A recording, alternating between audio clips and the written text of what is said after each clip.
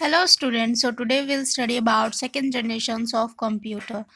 हमने generations of computer पढ़ रहे थे, तो फर्स्ट जनरेशन हमने कवर कर लिया था लास्ट वीडियो में. जिसने लास्ट वीडियो नहीं देखी वो लास्ट वीडियो देख ले पहले. तो सेकंड जनरेशन स्टार्ट करते हैं. तो जो सेकंड जनरेशन के कंप्यूटर थे हमारे, उसका टाइम पीरियड था 1956 टू 1963. इस टाइम ड्यूरेशन के अंदर में जो है सेकेंड जनरेशन के कंप्यूटर यूज़ होते थे. तो सेकेंड जनरेशन के कंप्यूटर्स में फर्स्ट जो थिंग था वो क्या था हमारा, जब फर्स्ट जनरेशन के कंप्यूटर थे उनमें ट्रांजिस्टर्स यूज़ होते थे, सॉरी वैक्यूम ट्यूब्स यूज़ होते थे. तो वैक्यूम ट्यूब की जगह रिप्लेस तो जो वैक्यूम ट्यूब्स यूज़ होते थे उनकी जगह पे जो है ट्रांजिस्टर यूज़ किए गए सेकेंड जनरेशन कंप्यूटर में. तो ये एक तरीके से हम इसको बिगनिंग कह सकते हैं कि सेकंड जनरेशन की कंप्यूटर्स जो है कहाँ से बिगनिंग हुई इनकी, कि वैक्यूम की जगह पे ट्रांजिस्टर रिप्लेस किया गया, यूज़ किया गया.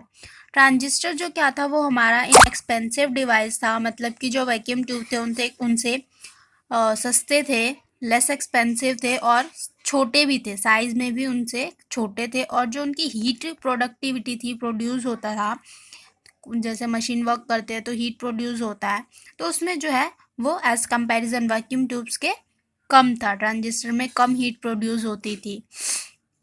So the higher processing capacity and the operating speed of the computers built from transistor was an advancement over the previous generation.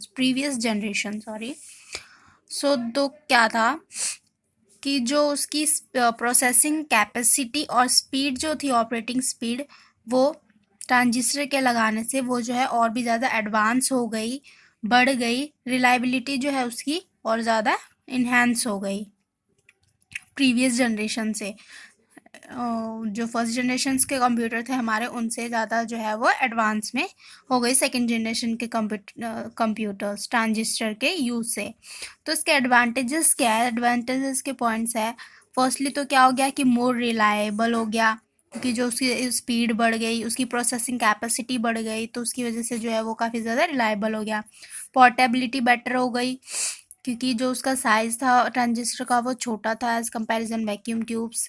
Less prone to hardware failure के कम chances हो गए. होता है कि जो हीट जनरेशन था वो भी कम हो गया, हीट ट्रांजिस्टर में कम जनरेट होने लग गई. साइज़ उसका छोटा था as comparison to first generation के कंप्यूटर्स जो थे वो काफ़ी बड़े होते थे, लार्ज होते थे. बट जो सेकेंड जनरेशन के कंप्यूटर थे उनसे छोटे हो गए साइज़ में. बट कुछ एज मतलब कि यूजुअल कुछ डिसएडवांटेजेस भी थे, जैसे कि हर चीज़ के होते हैं, तो इसके भी डिसएडवांटेज थे. फ्रीक्वेंट मेंटेनेंस रिक्वायर्ड, इसमें क्या थी, इसकी फ्रीक्वेंट मेंटेनेंस रिक्वायर्ड होती, मतलब कि तुरंत ही इसमें अगर कोई भी चेंजेस या कुछ करना है वो उसे मेंटेन करके रखना पड़ता था टाइम के साथ में.